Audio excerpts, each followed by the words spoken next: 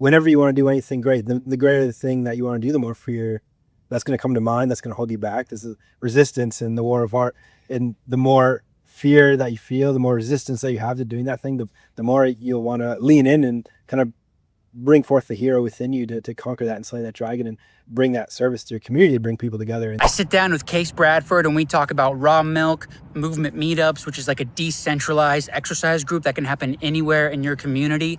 We talk about prayer, spirituality, why community is important. I hope you get a lot of value from this episode. And as always, America Plus is a value for value show. What that means is I'll never have any advertising. So if you're getting any value from this, please like, share, subscribe, follow me. And if you want to support me financially, go to the links down below or in a modern podcast app. Thanks. You said you were going to go. I was like, oh shit, I think I might meet Case in real life. And the day you met me, dude, so we were up at the farm. I was about half a bottle of wine into that first encounter. So your first impression, we might have been a little wild, but regardless, I was grateful, and I'm still grateful. So do you remember any of that? It rings a bell. That's what I would have guessed. And I have a tendency, if I see someone running about raw milk and sharing the power of raw milk on the internet, then I like to connect with them, especially if I see that they're located somewhere nearby. And then I usually invite them to the movement meetup group, which has really grown and evolved through the connection around raw milk, and Los Angeles is like the kind of the core nexus of that group as it's grown, because I know if you're into raw milk, then you're probably aligned with other values that I share around like holistic health and sovereignty. So that's like a keystone thing for me to connect with people is around that, because I'm very passionate about it. It's a really powerful part of our culture, and so I'm glad that we were able to connect around that and meet at Raw Farms, which is an amazing place. It was holy. It was a holy experience. And then a few hours later, I was like 2 bottles of wine in, and I'm like talking to the cows, and I'm like thanking the cows for their milk. Like, that's where I was, dude. That's really where I was. Transcended. It really was, dude. The sunset there was so awesome. Yeah. It's funny, like, I got into raw milk only because I was having issues with almond milk. I was drinking almond milk for about 7 years, and I wasn't even trying to be ideological about food. I was keto, but I was just trying to not have stomach aches. And then I find some random videos about some parents getting raw milk for their children, and their children not having any digestion issues after that. And then I chose to try it, and then I fall down this rabbit hole of raw milk, and then I find you. And it's interesting because like I wasn't like seeking, like I wasn't seeking to be a part of a group like the group that you've sort of like loosely created, but it's like at the same time it's created such a widen my horizons a bit more of like what type of people I want to surround myself with, because I sort of grew up with people who, you know, just like, I guess we can just call them normies. You know, they're just drinking the almond milk. They're doing the normal things with their life, but they're like, you know, they're good people and they're working hard. But it's such a different vibe. I call you guys the Santa Monica crew, because like, you know, just everyone is like, just happens to be in Santa Monica, and I'm not. But I find so much like hope in like a group like the movement meetup, and just like the guys that we've like surrounded ourselves with, because they are just, it's a different type of mindset that I didn't think existed, and I wasn't seeking that. Were you? I was seeking it. I was seeking to cultivate and share it. So it's great to hear that it is having the intended effect on you, where you realize like, oh, there are other people out there like this, because I was very lonely throughout my 20s, and I was seeking other people like me. And eventually, as I started to find other people, I thought, well, if I bring us all together, and I'm able to then amplify that vibration or that state of being or that mindset to a greater level, because as you connect and cultivate community, you're then able to become more than the sum of the parts. And that's the power of any congregation, is that you're able to send a greater sense of self into the broader, you know, community through gathering and through celebrating things that you value and support. Yeah. Did that happen during COVID? Like, because COVID like radicalized me, dude. I was like, I was at the park every day during COVID. before the movement meetups, I was just at the park. I wanted to be at the park. My gym was closed down, and I got into working out with kettlebells and steel maces and clubs, and I was just naturally, I gravitated towards the park. Like, did that happen? Was there like a similar story with you during COVID? Yes, it was. Start training more outside and eventually really wanted to connect with other people. I don't remember exactly when it began. It was maybe 21 or 22, but COVID really, like the lockdowns and the after effects of that really like lingered for years in LA. I don't even know when it like technically ended. It's like COVID was 3 years for LA. 3 years. Yeah. It was like a few months for some states because I have family in Arizona, and lockdowns were like 3 months, maybe not even 3 months. Like, they were all open by May. So, and LA was just forever, and that just really screwed everyone up. Insanity on so many levels. So to be able to seek to bring people together, that was a primary objective, and it took a while for my objective to sort of manifest into what it is now, which was the ultimate aim, where it's this thing that's growing organically sort of outside of me. I could leave, which I did for earlier this year, a few months, and it was still happening on some level, and that was always the goal. So it's good to see that it got there. It took a longer, and I think if I were to start it somewhere new, it would happen a lot faster now that I have learned sort of how to get it going. But it's exciting to see it have success here from the kernel of the idea of like, maybe this will work. And now it's spreading in Miami. Just yesterday, Miami had their first meetup, and there was like 50 people in that group chat, and 8 people showed up. So I'm really excited to see it spread there, and hoping that it spreads all over, because it has been such a powerful thing. Yeah, decentralized movement. That's also a good sign of like a good leader. Like, whenever like a leader starts something and then they leave, sometimes, like so many times, the thing falls apart when they leave. But I think that's really interesting how there's this idea of a decentralized thing where, yes, one person starts it, one person initiates it, but then they can just walk away for whatever reason. Maybe they're just on vacation or something bigger. And then the thing still happens because people see the value in it. People see the value in the deeper idea. And that's what I love about it, dude. Like, it's so powerful because it's different from the gym. It's different from Orange Theory. It's different from so many different types of fitness groups, different from run clubs, like, it's radically different. And maybe it's like a bit niche because it's at the beach and stuff like that, and not everywhere has a beach.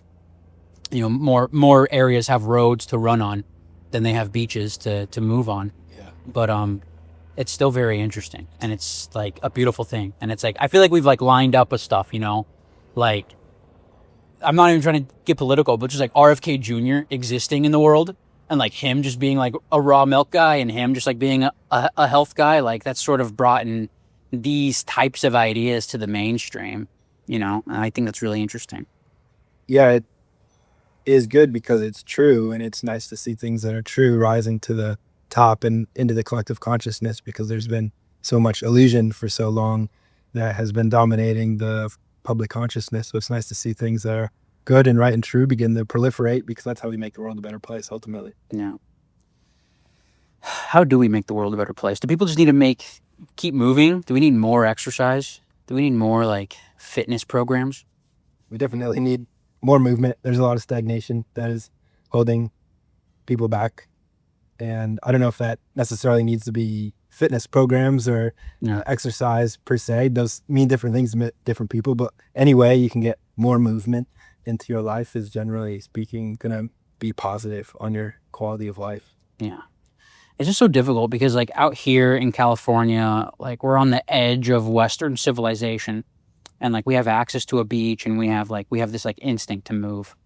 And then I might visit home in Arizona, and specifically now, just because it's summer, it's fucking 118, It's like, you're not going to go outside. Even like us, like we're probably not going to go outside at 118 and try to do some jumps and stuff like that. Like, we're looking for an indoor environment. We're looking for air conditioning, and that usually just means gyms, and that usually means bodybuilding, and that usually means like very strict up and down square types of workouts. And I've just been trying to think about how to like break the mold, and I still don't know how, but I feel like we just need more CrossFit. We need more like, and I'm not even saying CrossFit as like that brand, but like we need more cross across the aisle fitness situations, you know, Yeah. because I see value in the bodybuilding and I see value in like the jump squats at the same time. Yeah. You know, there's value in the bear crawl. So it's just like, I don't know how to break this mold as like a culture. I just got back from a week-long training camp for a movement modality known as Budokan, and it's a blend of yoga, martial arts, calisthenics. It's a practice created with the intention of how do you become the best possible athlete for your entire life? How do you master movement for as long as possible? And there's not much bodybuilding in that practice because bodybuilding is really more focused on aesthetics. It's Yeah. not focused on function or really at all. Like there's never going to be a situation in life where you're lying on a bench and you have to like push weight directly up off you at a 90-degree angle, which is a bench press, which is like a primary part of bodybuilding. That's just like, that's never going to happen. But you may need to jump, you may need to balance, you may need to kick someone in the head, you may need to punch someone in the face. And those are practical skills that you can practice every day that will get you fit, that will be a part of your movement practice on a daily basis for life. And those are the kind of things that I like to engage in my life, not just because like it might happen someday, you might need to know these things, but also because that gives meaning and purpose to the practice. Going to the gym and doing an exercise simply to put more weight on the bar can be relatively meaningless. I've tried that and I just like got bored by it pretty quickly. And then I found myself forcing myself to go. And then that's not a place where you want to be, where you're like, I have to do this thing because otherwise like, I, feel bad about myself or whatever. I'd much rather do something that gives me joy in actual practice. It gives me meaning, gives me purpose, gives me fulfillment. And that's an available option for us. Yeah. It's funny because like I think of just like high school when it comes to like bodybuilding and like traditional exercises. My football coaches were like, I guess they're like sort of like cliche, like they treated it like it was like the military. And, you know, we're all going in there and there's so much like competition and like testosterone when it comes to like traditional bodybuilding exercises and like, you're doing this many sets, you're doing this many reps, you're doing this right now, go, go, go. Yeah. And then we had like a cycle of like different days, right? So like majority of the week we would do like the bench and the squats, but then there were some days when we would do plyometrics. And plyometrics, I just had so much more fun. You know, I enjoyed doing the footwork. I enjoyed just doing like a one-legged hop on the bench inside of the basketball court.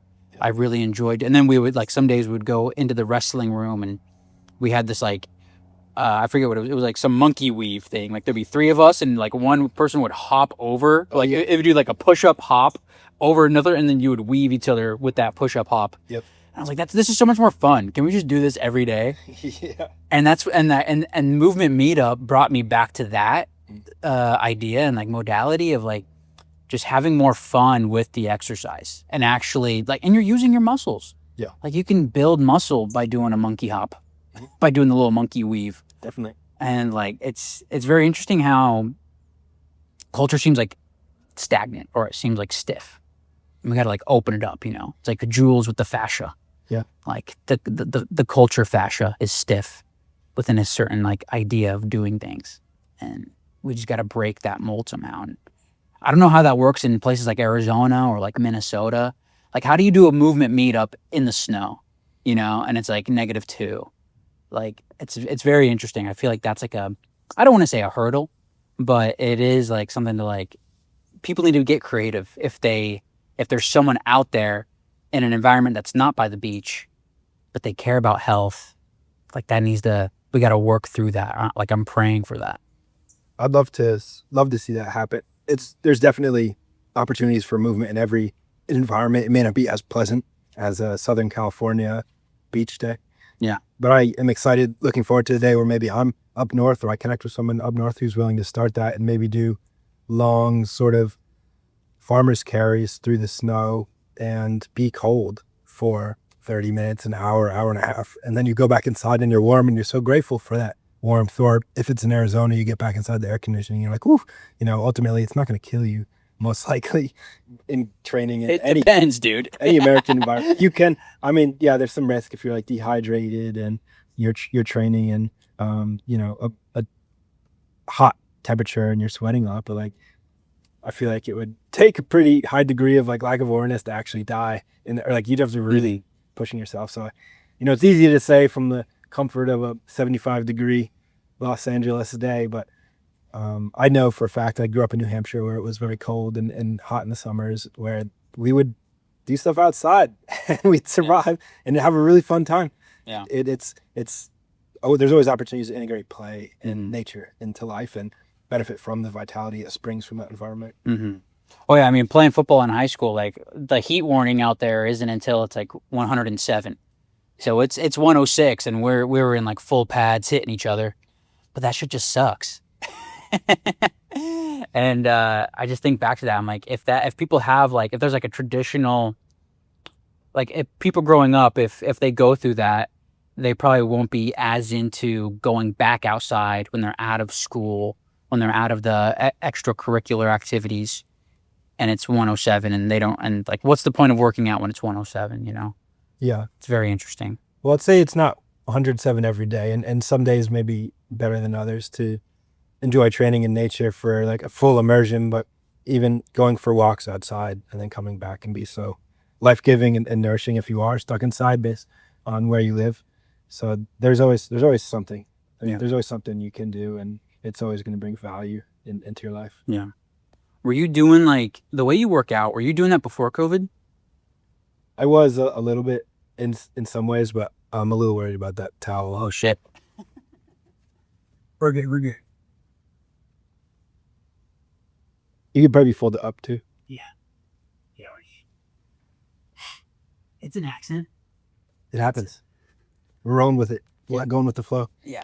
I was gym free at that point, but I wasn't doing as much. I wasn't doing any handstands. I wasn't doing as much like explorative, playful movements that I am now. I've like drifted more in that direction over time as I've learned and evolved in my practice. But I hadn't gone to a gym for a few years at that point. Interesting. And that was like, was that instinct or was that like more like ideological? Like you started hating the gym?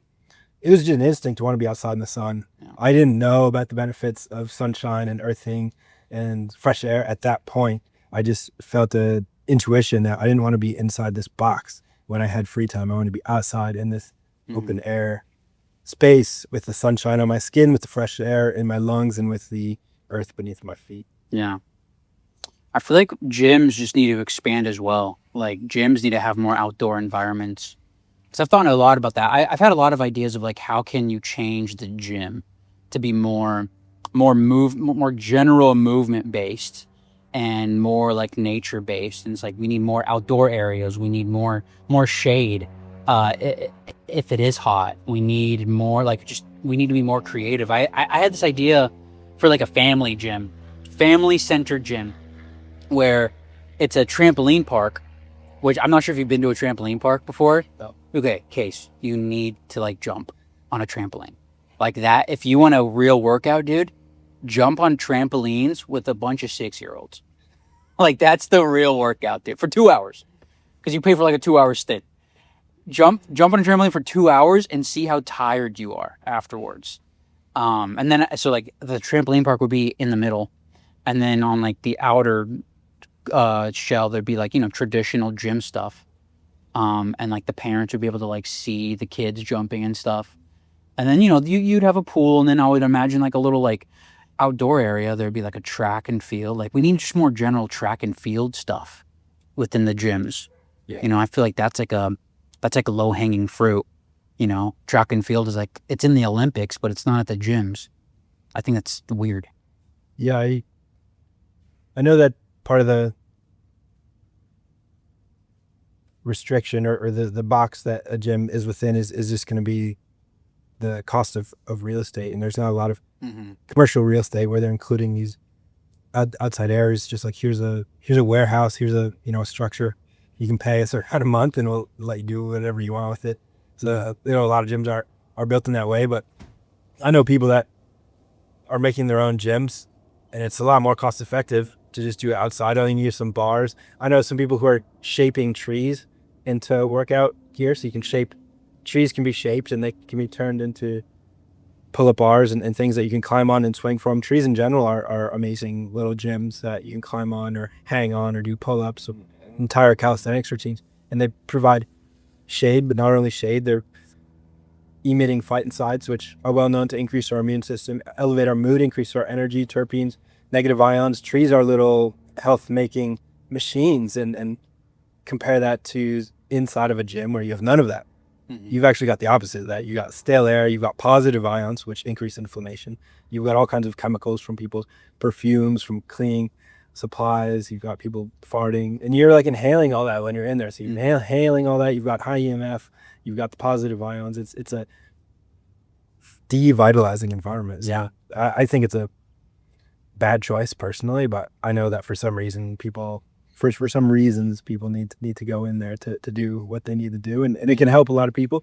It's just not for me, and I'd like to illuminate another way for people. Yeah. No, but I love that. And like for me personally, like, I have chosen the gym over the park on certain days because I might want to do a machine. You know, sometimes like there's like some good squat machines, and like there's some days when I just feel like I want to squat heavy weight. But I don't want to do like the traditional like bar on my back. You know, they have like different, you know, they got like the thrust thing. They got like this like thrust machine that's like interesting. And I don't know, like something about me, maybe it's just because of the way I grew up and the high school workouts sort of ingrained in me like the traditional bodybuilding exercises. And maybe that's why I do feel like I want to do that sometimes. But I also feel the thing that you're saying is like, yeah, there's way too much inflammation. Like the gyms create inflammation. And sometimes I don't feel good when I leave the gym. If I do feel good, it's probably because I'm just going to the gym for the sauna. You know, that's pretty much what I'm paying for my gym for, just the access to the sauna. I feel like that's like the number one thing for me in my life. I've been doing the sauna since like 2016, 2017. And that's always been my top tier. Like I need the sauna. I need it. Even in Arizona, I was going to the sauna. And, you know, when it's 118 outside, but it's 180 inside the sauna, like that's a difference, and it trains you differently. And I definitely feel better when I go to the sauna specifically.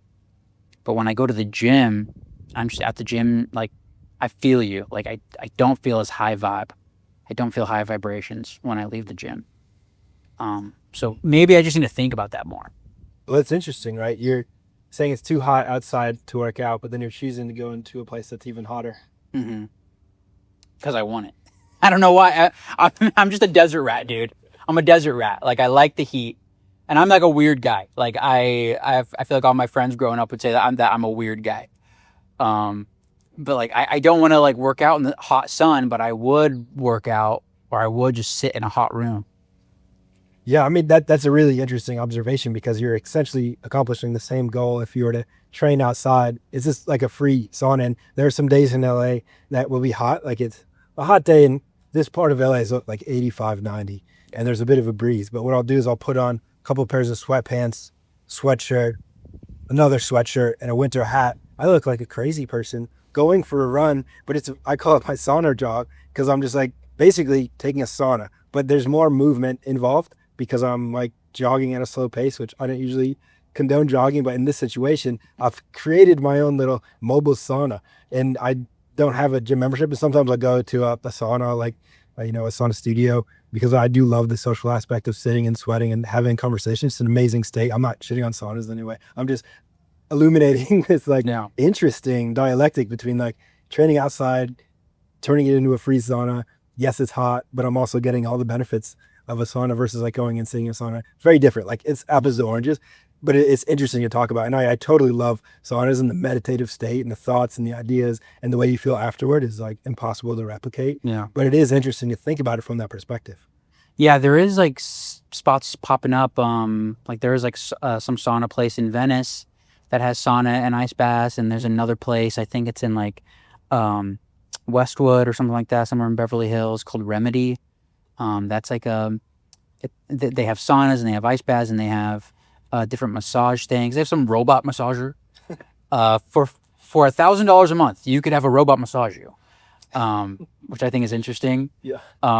But there's like maybe things like that need to open up more. That it's not traditional, but it does help you have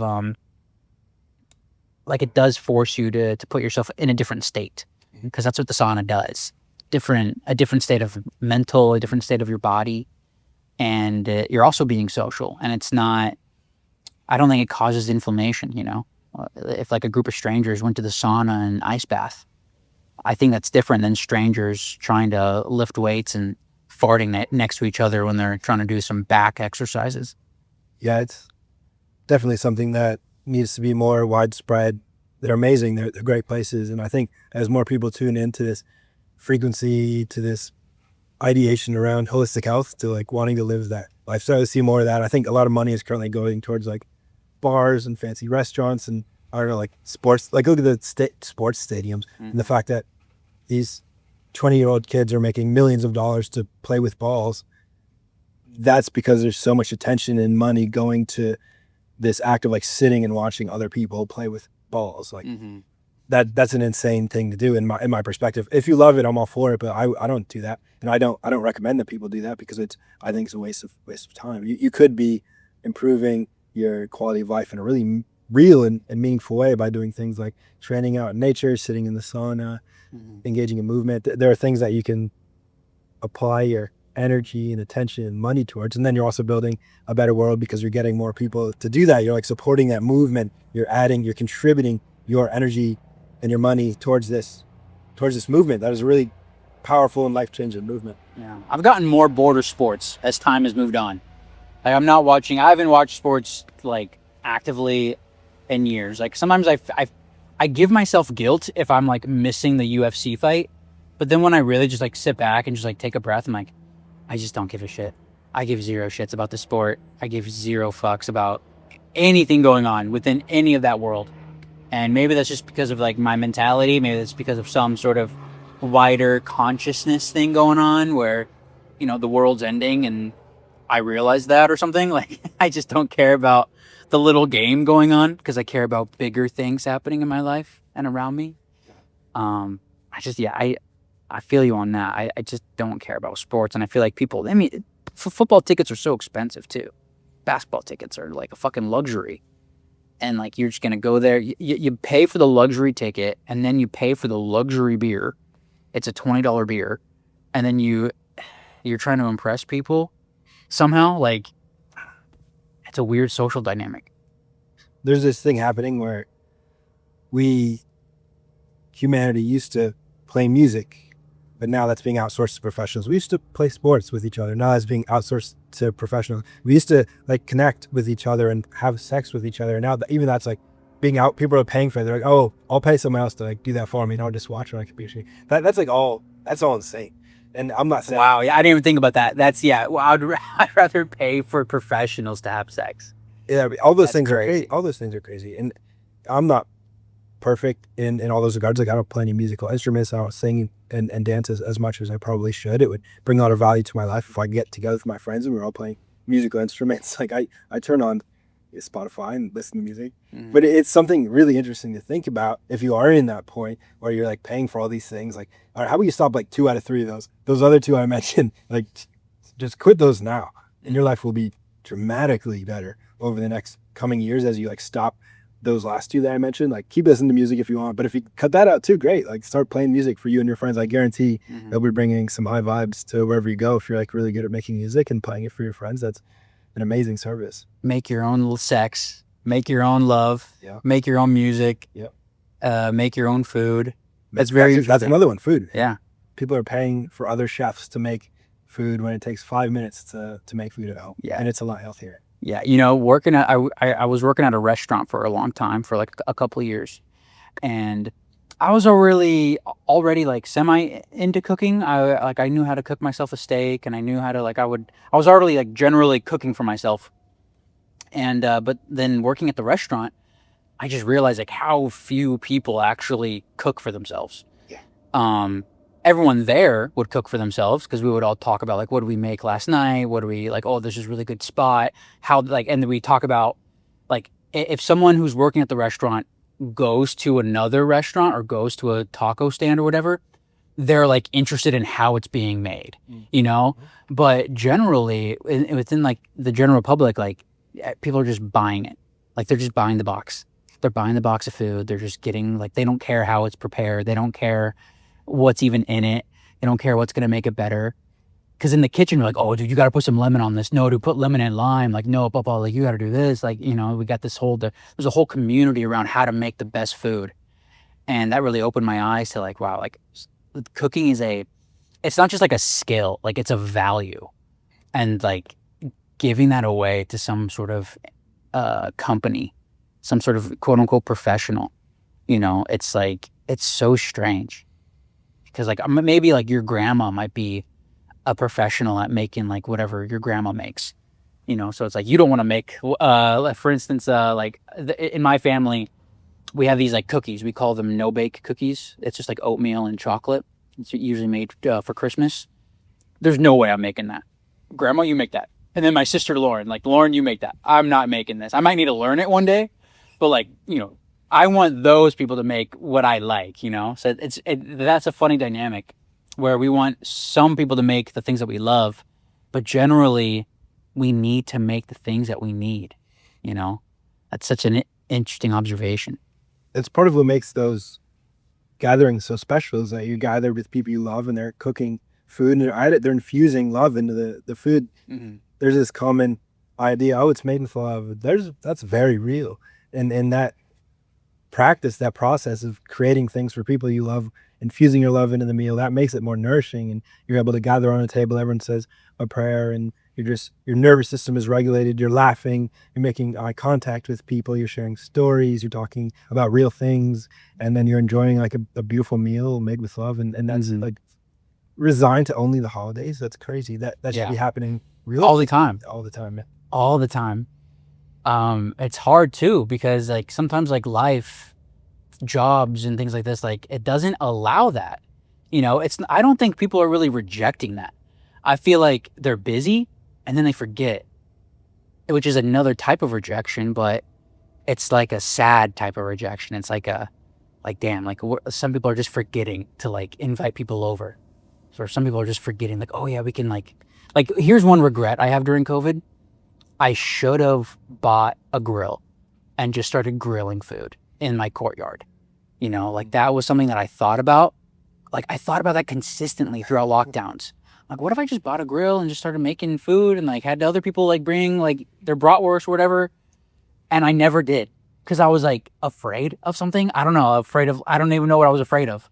Just like afraid of that, like reaching out. Like I would open myself up, I guess. Like, I don't know, I felt vulnerable. I guess I was afraid of the vulnerability. Yeah. And maybe I justified it by like, oh, the building doesn't allow grills or some bullshit. I don't even know the rule. Don't even know what's going on there. But I allowed myself to not open up to people. And I always think about that because, the majority of the people in my building, they were there during COVID and they're still here. It's like, damn, I still don't know these guys. I still don't know anyone's name. That is an important observation. I think fear is like always what holds us back from getting to where we want to go. There's always that thought. Whenever you want to do anything great, the greater the thing that you want to do, the more fear that's going to come to mind. That's going to hold you back. This is resistance in the war of art. And the more fear that you feel, the more resistance that you have to doing that thing, the more you'll want to lean in and kind of bring forth the hero within you to conquer that and slay that dragon and bring that service to your community, to bring people together in this example around grilled meat and good food. And I'm sure this exact thing or something similar will manifest in your life going forward, or maybe it has recently. I know it does in my life pretty consistently, and every time I want to get to that next level, there's always some vision I have of what I want to do or what I want to create that will ultimately be of service to other people, and there's always some fear around it, like who am I to do that? Here's some reasons why not to do that. The mind loves to keep us confined to what is comfortable, keep us in this comfort zone, but everything great, it lies without that, right outside that comfort zone. So it's great to be aware of that so that next time it comes along, you can hopefully slay that dragon and get to the next level of being of service to the people around you, because you never know what will come of that. Yeah. I want to do that. I've always had this idea of like having everyone that I knew growing up, friends and enemies, like the girlfriends who hate me or the ex-girlfriends who hate me now. Like I want everyone in my backyard and I would just want to have a giant barbecue. That's sort of like a dream of mine. Maybe it's like some silly dream or just like some like fantasy, but like I love the idea of having everyone together during a barbecue. I experienced something similar like that last year after my dad died. We did a celebration of life, and many people came over, and it was at our house. Many people came over, and we had like tacos and stuff. We had a lot of food, and um, just that sort of environment. Like, even though it was a sad experience, it was like, wow, look at all the love here. Look at all the love in my backyard. Like, this is awesome. And then, that party, I call it a party because it was a party. That party went on to like 3 in the morning. And I was like, damn, like, that's legend. That's legendary. Like, this is awesome. Like, we were drinking, we were getting inflamed. I was drinking a lot back then, Case, not anymore. But, the connection around food, the connection around just coming together in a certain environment and choosing that, it's being forgotten for some reason. Like, it is, but it's not at the same time. Like, we got to break through that. Maybe I just need to be the leader in that case. Like, if I see it, then I got to like fill that need, That's what I'm realizing right now. Everyone has that opportunity to create community and host gatherings and catalyze these things. And you're right, it is really important. And I think most of our best memories are likely with other people. It's not gonna be like, oh, I love all these memories of me being alone and like, doing this stuff by myself. It's like maybe for some people who are like really into solo traveling or something, you might have peak experiences by yourself. But for the most part, all our favorite moments of life are when we're with each other and we're filled with love. And maybe there's alcohol involved. I'm not anti-alcohol. There are some moments where like I think alcohol is a good thing. It's part of our culture for a reason. And there are many ways to cultivate community and enjoy gathering and good food, music, playing, dancing, having some alcohol or other substances that help get you out of like that sober state. Yeah. is important and necessary. And it's definitely an opportunity we all have. It's so easy. It's free. Yeah. The party drug should stay at the party. I feel like I used to smoke weed. I quit smoking weed last year. Now I just like I'm not even seeking it, and I'm thinking like the same thing about alcohol. Like, maybe alcohol and weed and certain things need to be held onto or reserved for that gathering, because it sort of enhances it as well. Because I used to just like smoke alone, and there's like zero positive memories of me smoking alone. Like, I don't know when I had a good experience. Like, I really don't know how that helped me at all. But I can tell you, like, when I had a good time smoking with my cousins, when I had a good time smoking with my friends, So that's very interesting to think about as well. And maybe I actually drinking with my friends as well. You just create memories, That's like, on the dark side, you might get like the hangover and you put your friend on the roof and he almost dies. But on the positive side, it's like, yeah, like, we're together here and we're having a good time.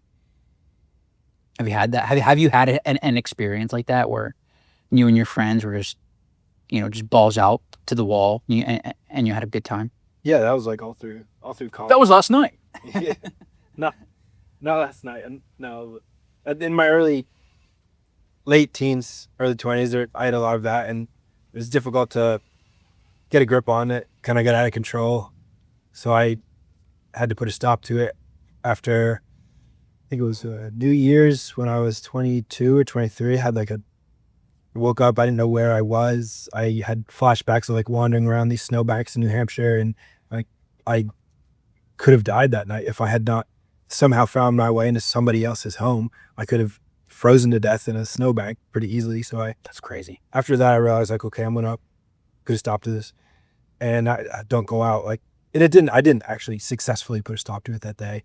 When I moved out here when I was 25, 10 years ago, I was still very depressed and having suicidal thoughts and alcohol.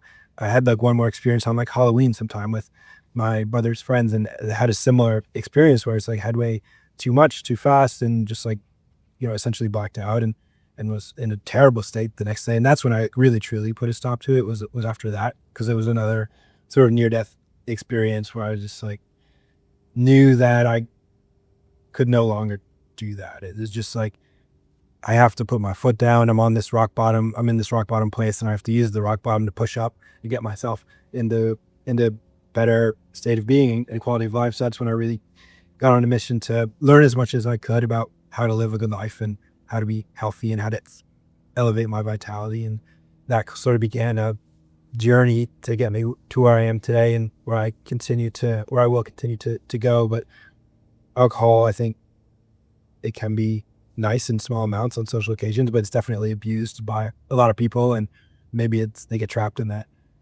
So you were depressed when you were younger, and you sort of like had to like climb your way out of that. Is that story?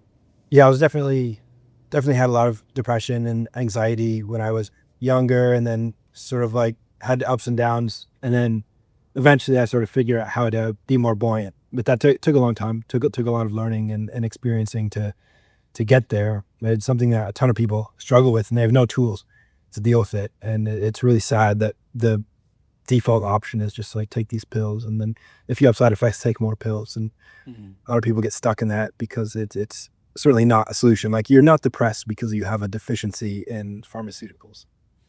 You're right about that. You're right about that. What's crazy? Here's a fun fact about the SSRIs and all those pills for depression and anxiety. They say it's like they don't test your levels of serotonin. They don't test that. Like, you don't get a test. It's just an observation. But then like they give you something that changes your chemistry. They're not testing your chemistry before they give you those pills. Like, that's something that I found out, and it's like that's even crazier to think about. Like, we're prescribing something that changes the body, but you're not actually measuring the body as to what it needs. It's sort of just like this like blind dart game. Like, all right, let's try this amount. Let's try this one. Let's try this one. It's like, and then you just gotta find the one that works. And it's like, this is not the way. Like, how can anyone think that this is the way? Because there's a lot of money in it. Yeah, you're right. I mean, you're totally right. I've never been on any sort of medication. Thank God. I feel like I've been lucky from that. My parents were never into that. My parents never needed a lot of medication. My mom takes medication because she has like autoimmune stuff, and I'm like, you can get rid of your autoimmune so you do certain things, Mom. And that's like her own journey, but never like I was never brought up to like listen to the doctor. I feel like I haven't had a vaccine since like 2004. And I've always been thankful for my mom because of that. I'm like, thank you for not forcing me to get any stupid shot. And there's been times when I tell people that, like, I haven't had a vaccine since '04. They're like, what? They think I'm like dead. Like they look at me like I'm ill. But they have all the issues. I have no medical issues. They have all the issues, but I'm the weird one. Isn't that weird? Yeah, it's how upside down our culture is. As one example, it's just the reliance on these pharmaceutical treatments that aren't necessarily the best long term and aren't even the best short term for many of these conditions, but it's very convenient. Take this pill to heal you. Boil this milk to not kill you.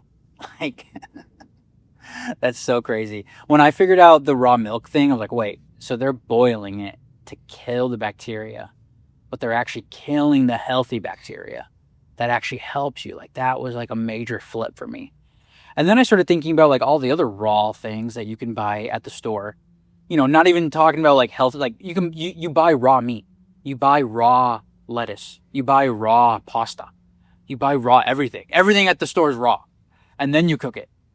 But the milk needs to be boiled before I buy it. That makes no sense.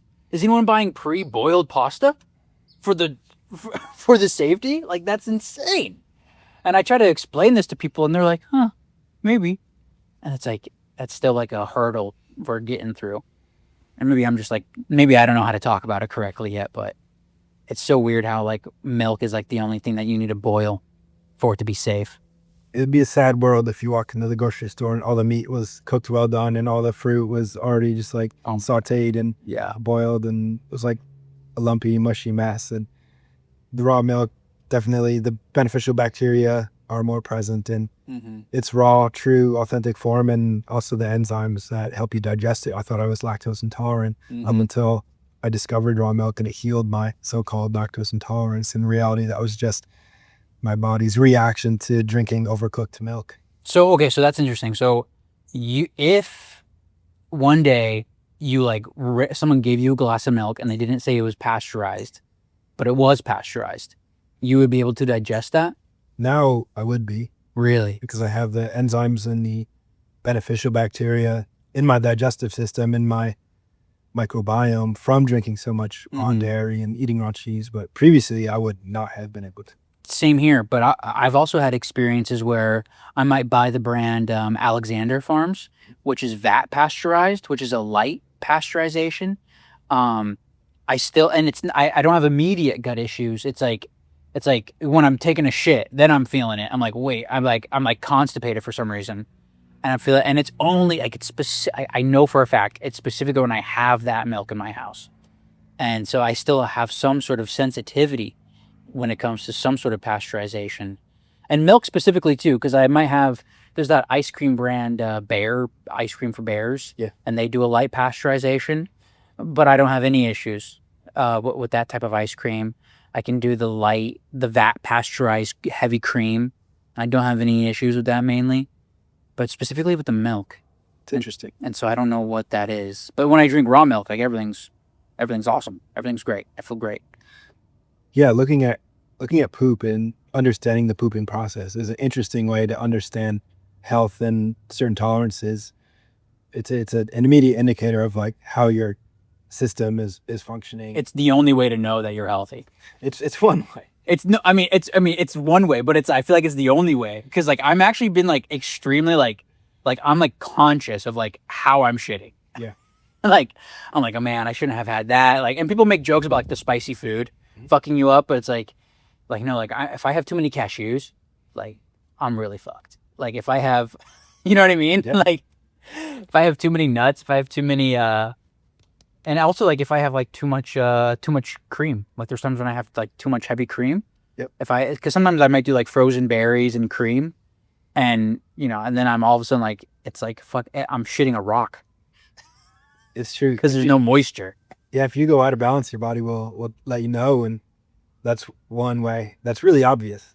Yeah, that your body will clue you in to like how things are going within.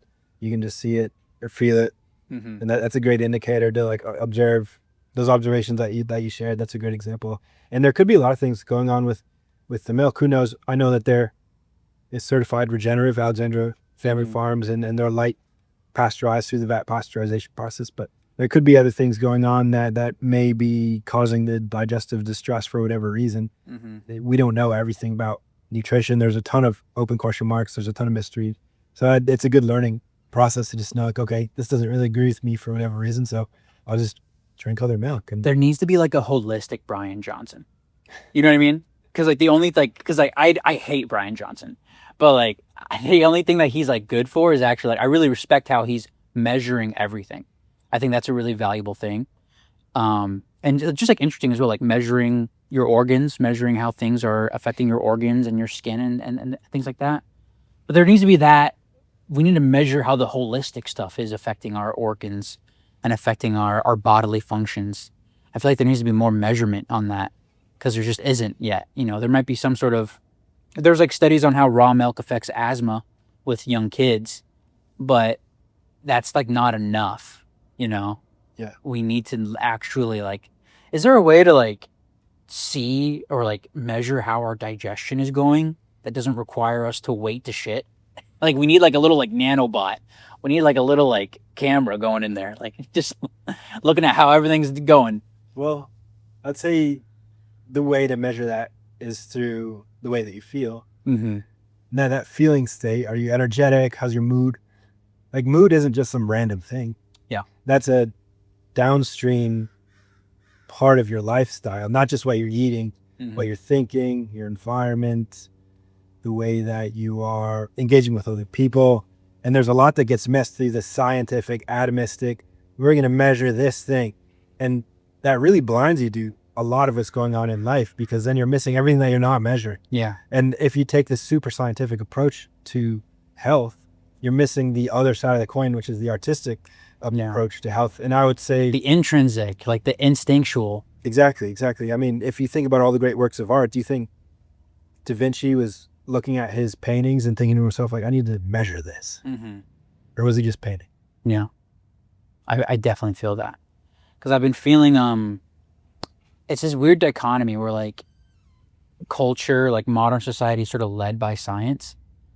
But then it's like, and because I've been, I watch a lot of podcasts about like God and spirituality and things like this, and there's some people in my life where I might mention something about the soul, and they're like, their response is like, I'm gonna have to see some studies on that, Cole, or like something like that. It's like they need like a study to prove the existence of the soul, and I get like pissed off. I'm like, is there any like double blind placebo on that good is good? Like, how do we know that good is good? You know what I mean? Like, how do we know that you're like, have you double blind, have you measured your instinct? How do we know your instinct is good for your life? You know what I mean? It's like, if you really want to be scientific, like then you're going to have to study every single thing. How do you know your right foot is really good for walking? It's like, it's like some things are observational. Some things are based on experience. And then I'm also valuing science at the same time. Like, that's where I'm at right now. It's like, I'm so in line with the soul, and I'm like seeking more soul and instinct and art. But then it's like, people only care if it's scientifically proven. It's like, what the fuck is this? What is this? I don't know. Well, not everyone thinks like that. A lot of people have made science their God, their religion. Mm-hmm. Collectively, as a culture, that's probably the dominant religion, and look how it's working out for us. It's not. It's not, but it's only good for measuring, right? Like the scientific method, it's like it measures. It's there to measure things. And so if you can measure something that is a part of your body, like if there's a way to measure the positive benefits of meditation, like that, I would say that's good science, quote unquote good science. People have their studies that say that show how praying regulates your nervous system, and how praying over food can help the nutrients in the food absorb into your body more, because your body and the food are now aligned with each other on a vibrational level. But yet people don't even care about those studies, because then they think those studies are woo-woo. It's like somehow the science goes woo-woo, which is still crazy. Yeah, I mean, the most important things in life cannot be measured. How do you measure love? How do you measure the way it feels when you're laughing with your friends, and all these things that like, wow, I'm so glad science is so valuable. We've proven that praying is good. It's like, we've known that for generations. It's like, wow, science is so great. It's finally proven that. 1,000 generations. Meditation is good. It's like, yeah, we know that already. It's like, thanks, but we've figured this out. And there's really no place for science in health. I don't think it's done any good anywhere. There are some situations where maybe in medicine it has done well, and like, oh great, we figure out how to like fix your leg from this infection, so we don't have to amputate it anymore. We can give you the antibiotics. We can do surgery in like a really tactical, skillful way now. We can give you stem cells, state-of-the-art machinery, stem cells. There are some ways in medicine that has been tremendous innovation, but there's nothing new in the world of health that has been powerful and impactful from science. It's just like brought in what is old forth into the new consciousness. And maybe for some people that was like revelatory. They're like, wow, look at this study on meditation. I'm gonna start meditating now. It's gonna help me. But it's not like a new thing. It's science doesn't create anything new. That's so interesting. Science doesn't create anything. It just like sees something, whatever you want to look at, it can show you. But spirituality is sort of like, there's more creation within spirituality, I feel like. Yeah, depending on how you define spirituality, I see the process of creation as a connection with God and able to make something exist that hasn't existed before. AI will never be able to do that. Only we can do that because we have a connection to God, and we're able to tune in to that process through the act of creativity. And that's where new things come from. We're able to remix, we're able to reach out into the great beyond of unmanifested potential and make something happen that has never been done before. And you don't do that through like observing what has already been done and like figuring out different measurements around it. You only do that through the creative process and tapping into the flow of God and channeling it into the here and now. Yeah. The field of consciousness. Yeah, man. I've been getting into, I'm like on day 5 or 6 of like doing some new Joe Dispenza meditations. And something really clicked for me like after the third time I did it. So I've had a meditation practice for a little over a year already, um, and mainly to like help me. It was always to like calm me down, right? Especially during and after my dad died, I had like a spiritual unlock with the meditations. I was actually able to achieve a level of peace in my heart, and I was actually able to feel peace and gratitude. And but lately, most recently, this past week, I had this realization of what, like, as I move through my life and as I create my life, whatever I want to be created in my life, it's only going to come from a place of gratitude. And throughout the day, I might feel stress about money, about what I need to do, mainly money, and it's like the life that I want is only going to come from feeling gratitude all the time, like practicing feeling peace and gratitude for that creation coming forward, coming through. And the meditation helps get the ball rolling to create momentum for that. And I realized that this past week, and I thought it was a really powerful thing for myself because I might have meditated for about, I don't know, 15 minutes, under 15 minutes, and I'm looking for a sense of peace. It's been an active practice of doing that. But then throughout the day, like, I lose it. And then I'm trying to do some other thing. And like, there might be some days where I might have a good meditation, but then I lose it midday. And then at the end of the day, I'm looking for alcohol. And it's like, I'm looking for alcohol for peace. I'm looking for some sort of, and then I'm trying to justify it. Like, why do I need the alcohol? Or at least I'm trying to understand it. Um, but this past week I realized, oh wow, I'm getting the ball rolling. Like, there's momentum when it comes to beginning the meditation, and it's a choice to keep that momentum going. And it's like the same thing with like health, right? Because like the workout, like, sure, you might get healthy like in the moment of the workout, but then that workout only brings you momentum to do more workouts, to give you energy for more workouts, and to give you clarity to eat something healthy, or to give you curiosity.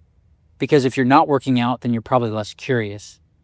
And so I've just been thinking about these things, like the idea of like meditation and like creating momentum for your spirituality. Like, this is like a big thing for me right now. What do you think about that? That's huge. That's a great deep insight to focus on the momentum of all these things. And as you're struggling and striving to build new habits, to create a new lifestyle, each little brick in the wall is like how you build the foundation of your new self.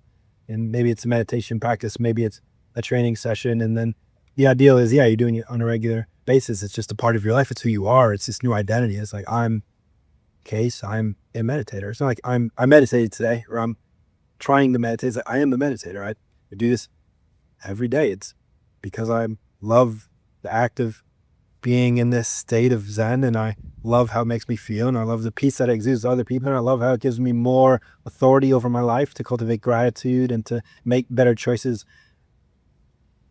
So building that momentum is very real. It's very powerful, and it's really the only way to get started on any journey, whether it's a mindfulness practice or a training practice or a creative practice. Just stacking those bricks every day is how you kind of become the person that you want to become, and by integrating it in your life, you'll never change from just like doing something once. Yeah. And so, because growing up, I grew up Christian, right? I grew up going to church, and there's always this idea of like, don't be like a Sunday Christian.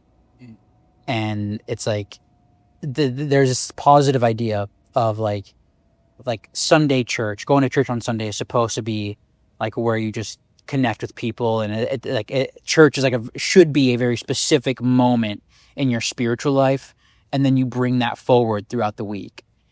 Um, and I always like aligned with that, like, yeah, like I get that. But then with religion at large, like that type of culture is not created. And so I've sort of like fallen away from traditional Christianity. I don't really identify with being a Christian anymore.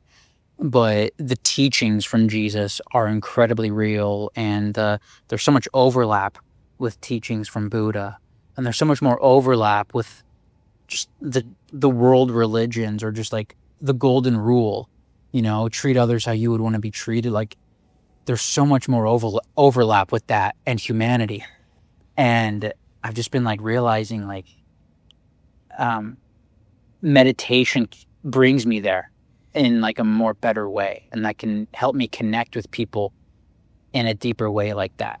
And I'm not sure if people who call themselves spiritual or religious or Christians, whatever, um, if they can actually say that they feel gratitude or they feel peace.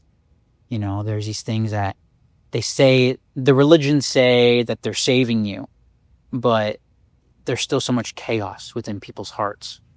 And I don't know, I've just been on this journey of like trying to conjure up peace within myself. Has that been similar for you? Absolutely, absolutely. And a woman asked me last week, she met me, she's like, how do you stay so zen? And it struck me because I was like, I haven't thought about that. And I guess it must be sensible, like for her to like ask me that. I'm like, I didn't realize I was exuding this like state of zen. You get all pissed off right away. What the fuck are you talking about, son? Yeah. Ah. So it's funny. It's funny to reflect on because I definitely used to have a lot more chaos, and now I have more clarity. And it was through the practicing the art of cultivating serenity, because a lot of times I was chasing happiness, but happiness comes from the Latin root term, just like happenstance, where it's just like happens. You can't really cultivate, you can't craft happiness. It just like happens, and when it happens, you can enjoy it and then let it go. But if you keep chasing that, you're gonna be chasing the dragon. You're gonna be going after all sorts of the dopamine fixes, whether it's like online shopping or drugs or things that are probably only good in the short term, not so much in the long term. But you can cultivate serenity from within, just like you're describing through meditation practice. For me, it's often through my movement practice. I'm able to cultivate a state of serenity and acquiescence with the flow of life, the inevitable ups and downs. So I think we can all find our way there. There are many ways to the waterfall, but there is certainly something to be said for allowing yourself to accept the present moment as it is, being here and now, not thinking about the future, not thinking about the past, just being right here, right now, feeling your breath, expressing gratitude for the little things, even though you may not be living the exact life that you want to live. You've got a lot to be grateful. If you're listening to this, if you're watching this, I guarantee that you're living a lot better than at least a billion people. At least. Yeah. There are at least a billion people who live on less than $1 per day. Yeah. And they're living in some sort of like unimaginable hell realm compared to what we are enjoying. And that includes everyone who is listening and watching this. So, Yeah. and that's not, playing that comparison game is pretty silly. Ultimately, like, oh, you're not dying in a war in Gaza. It's like, okay, but like my life is still terrible. Great. Like you can build from that place. So you can find that place of, okay. And from here, I'll take the next best step for me and my friends and my family. And that can be a difficult step sometimes. But from that place, you can be a lot more capable of taking that step. I feel like the ego wants to compare suffering, and like that's like not good for culture. It's like no good. Like they want to compare status and suffering at the same time. Like I might judge how much you have compared to me, and then I'm going to judge how little I have compared to this other person. And some person might compare how oppressed they are compared to some other person. It's like, I feel like comparing is like a very ego trap. Comparison is the thief of joy. Yeah. Yeah. Did you grow up religious, or did you grow up with any sort of faith when you were younger? Completely agnostic. Really? Yeah. Your whole family? At least my immediate family. And Yeah. I would say even grandparents to some degree. My dad's parents, they would go to church, but they never pushed it on us. We would say grace around the dinner table. And then my other parents, my mom's family, they wouldn't go to church. So we were just like, they never really talked about it. So it was a huge question for me as I started to become a man. I would explore different religions. I enjoyed reading the Bhagavad Gita and looking into Buddhist religion and Zen because I was fascinated by the art that they created. They made these giant statues of the Buddha for generations, carved into a mountainside. Like what would cause people to do that? Like father, son, grandfather, all carving away at this mountain to create an effigy of this symbol. Like why? They want to. They wanted to. I don't know. I couldn't answer that. That's very interesting. I didn't.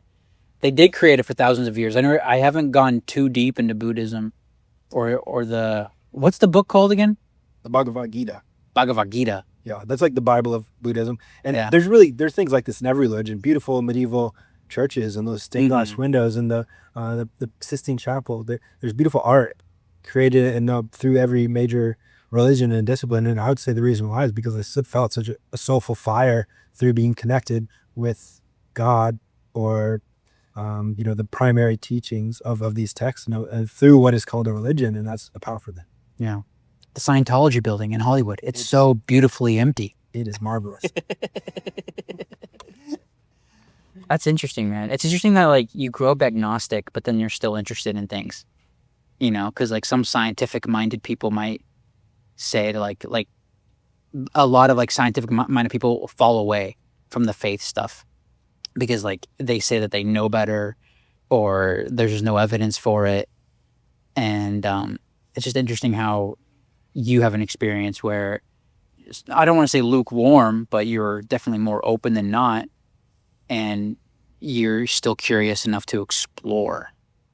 Like, is that just proof of the soul wanting to connect to the bigger whole? It could be. It could be seen as a reason for being like free will and having the soul is going to be generally curious about like what is going on here? Like what happens after we die and like what's the point of it all? Those are natural questions I think to ask, especially if someone hasn't given you an answer from I feel like I know. I'm in a place where like I feel like I know what happens. Like I'm not even worried about that question anymore.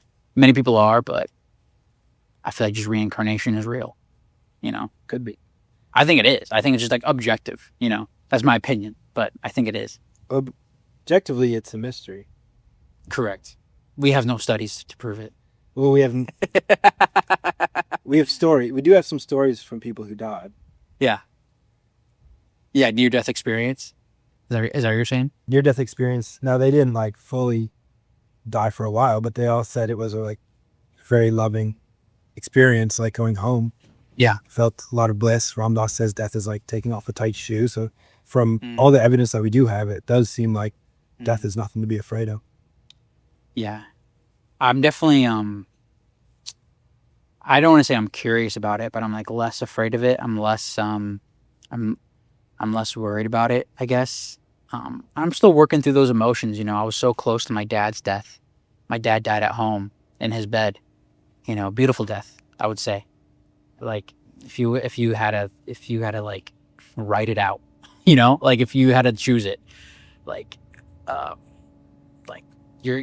would choose to die at home in my bed, in my sleep, and just being that close to it, it was like seeing how he took it, seeing how he just like lived in those final days, whether it was rough, but and he was struggling, and it's so surreal to even think back, like to even try to describe it. It's just so surreal. But my dad took it like a champ. My dad took it like it was just. I don't want to say he took it casually, but like he just like there was peace. There was peace in it, and I'm so grateful that there was peace. And I remember I would always text him during random times whenever I felt compelled, and I would just do my best to encourage him to choose to feel peace, to choose to feel gratitude. And he told our family stories of him being at the hospital during checkups and stuff and getting MRIs. Of one moment he was getting an MRI and he was brought to tears because of the feeling of gratitude, because of the doctors and because of us and because of everything going on. So there was evidence that he actually felt God. And I feel like feeling gratitude and peace is feeling God. Like that is the emotion of God.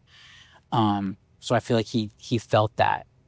And, I know what that's like. I know what a good death can look like. And so I'm not afraid of what that might mean later or afterwards because I know what a good life looks like, I'm in a very interesting point in my life. It's like, I just want to go deeper. That's sort of how I feel. It's an important calling to to listen to, and a shallow life is likely not one that's worth living. So it's good to be called into a deeper sense of being, a deeper sense of yourself, and to explore that and see what comes with it is certainly which path to take. You're staying on the surface, right? You're on the tippity top level of, you don't want to go deep at all. There's absolutely nothing going on here. Absolutely nothing. I like to keep it that way. It's an empty head. It's like they zoom in like an Inside Out, and there's like no one there. Maybe a janitor. It's like Homer Simpson when they showed the monkey. Yes.